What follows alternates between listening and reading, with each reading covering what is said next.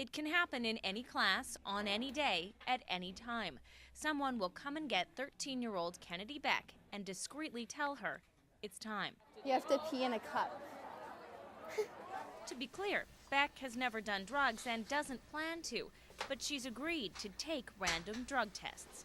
I thought that it was like a good excuse for me to say no to drugs, because I could tell them that I was getting drug tested and my parents would find out. If Beck ever tests positive for any drug, her mom will get a phone call.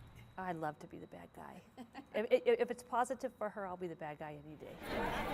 A quarter of the students at this junior high school an hour north of Los Angeles have signed up for random drug tests, and a growing number of schools across the U.S. have similar programs.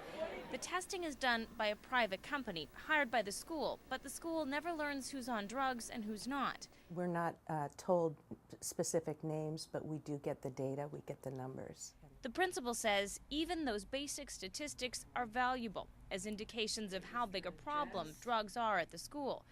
Kids that do test positive aren't turned over to the police. Instead, their families are directed to counseling and detox programs. The school district covers the tests, but Kennedy Beck's mom says she'd pay for it on her own in a heartbeat.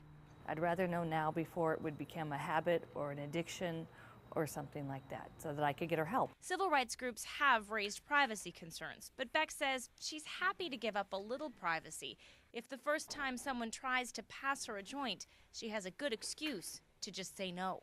Lindsay Duncombe, CBC News, Valencia, California.